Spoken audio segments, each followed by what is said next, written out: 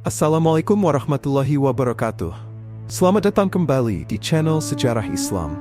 Pada video kali ini, kita akan mengungkap kisah pertempuran yang terjadi di antara umat Islam yang dipimpin Nabi Muhammad SAW dengan umat Yahudi yang hidup di Oasis Khaybar, sekitar 150 km dari Madinah, Arab Saudi. Pertempuran ini berakhir dengan kemenangan umat Islam dan Nabi Muhammad SAW berhasil memperoleh harta, senjata, dan dukungan kabilah setempat. Pertempuran ini terjadi sekitar 2 pekan kemudian.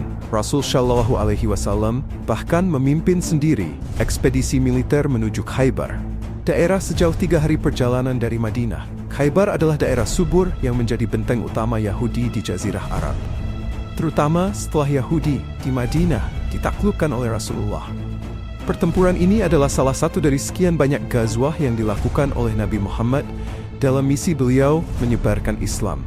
Yahudi tak mempunyai cukup kekuatan untuk menggempur kaum muslimin, namun mereka cerdik.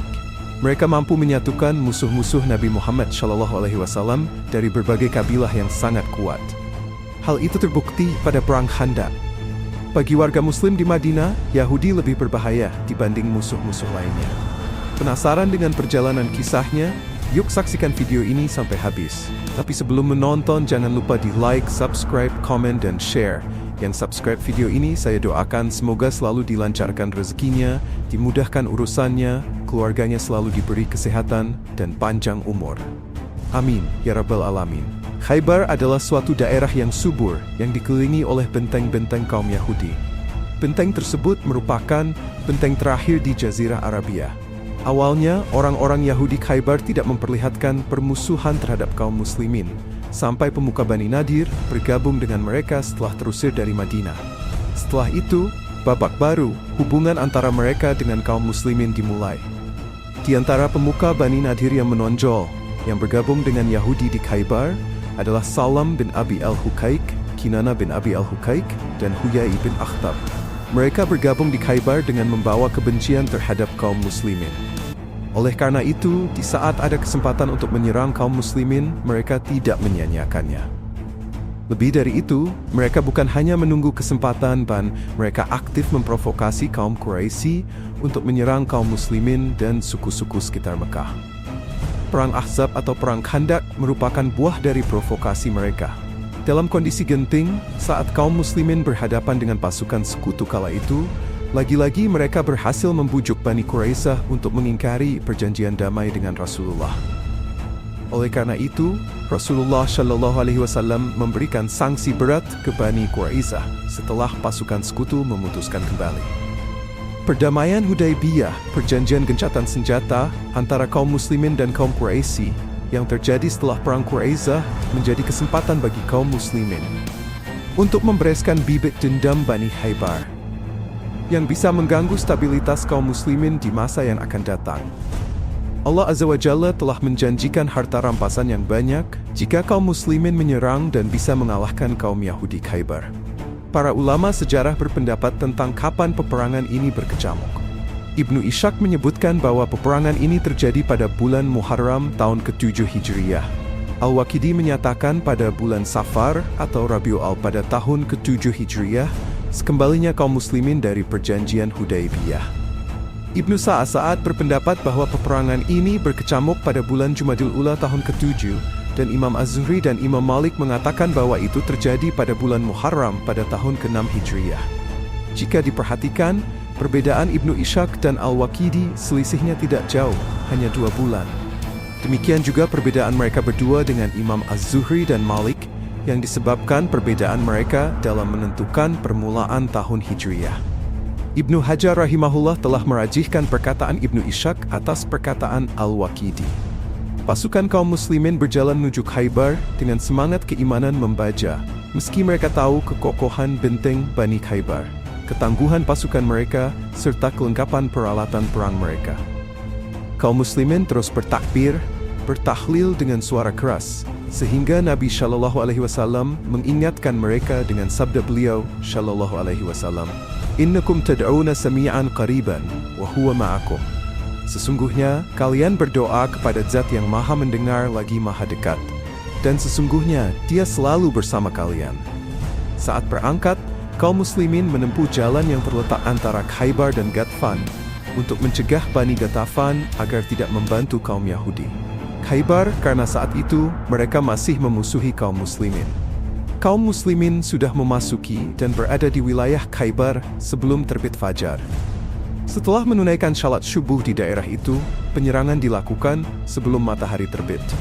Kejadian di pagi buta itu tentu sangat mengejutkan penduduk Khaybar yang baru memulai aktivitas mereka.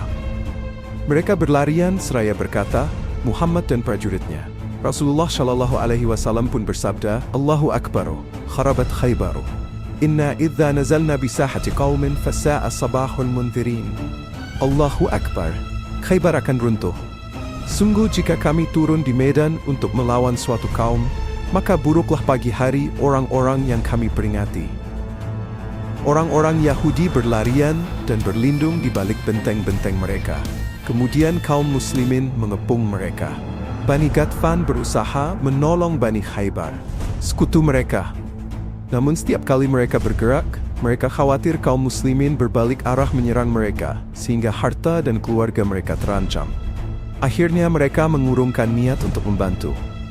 Sementara itu, kaum muslimin mulai berhasil menaklukkan benteng-benteng Yahudi Khaybar.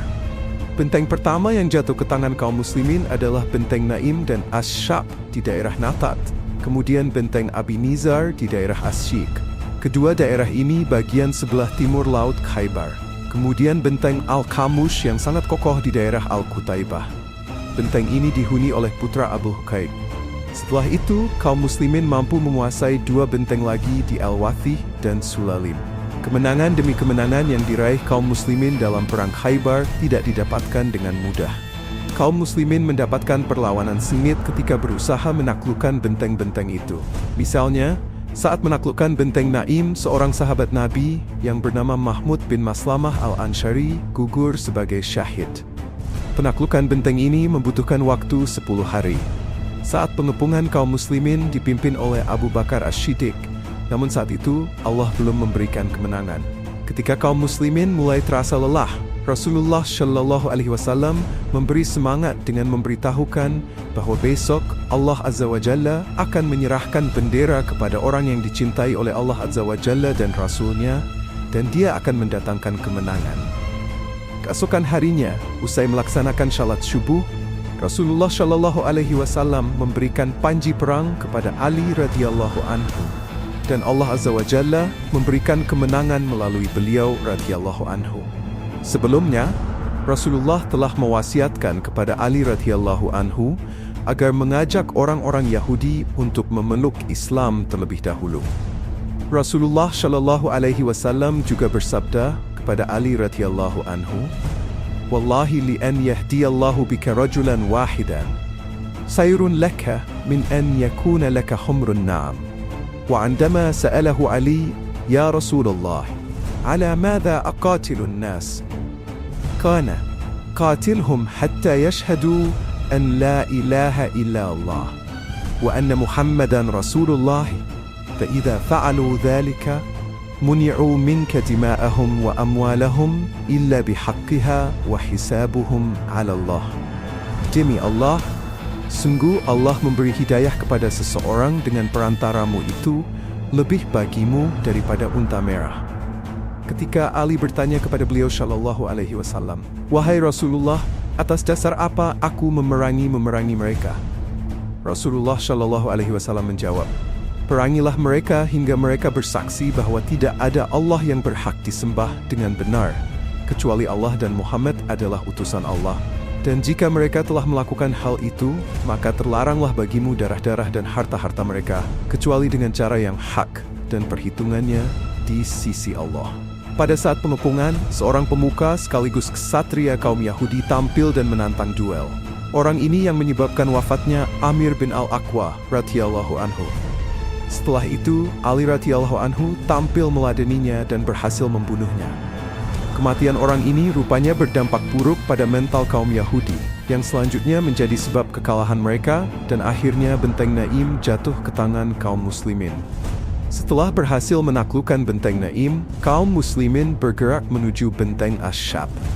Benteng dihuni oleh 500 personil pasukan perang. Untuk menaklukkan benteng ini, kaum muslimin memerlukan waktu 3 hari. Kemudian setelah itu kaum muslimin mengarahkan serangan mereka ke benteng Qala Az-Zubair. Benteng ini menjadi tempat pelarian kaum Yahudi yang melarikan diri dari benteng Naim dan Ash-Shab dan benteng-benteng lain yang sudah ditaklukkan oleh kaum muslimin. Kaum muslimin mengepung benteng tersebut dan memutus saluran air yang memasok kebutuhan mereka. Kondisi ini memaksa mereka untuk turun ke medan dan berperang. Dalam waktu 3 hari, benteng ini pun berhasil dikuasai oleh kaum muslimin. Dengan takluknya benteng ini, maka berakhirlah kekuasaan Yahudi di daerah Natha, yang selalu berada di baris terdepan dalam memusuhi kaum muslimin. Setelah berhasil menumpas kekuatan kaum Yahudi yang senantiasa mengganggu kaum muslimin di daerah Natha, kaum muslimin melanjutkan misi mereka dengan mengarahkan penyerangan ke daerah Asisik. Benteng Ubay di daerah ini menjadi sasaran pertama.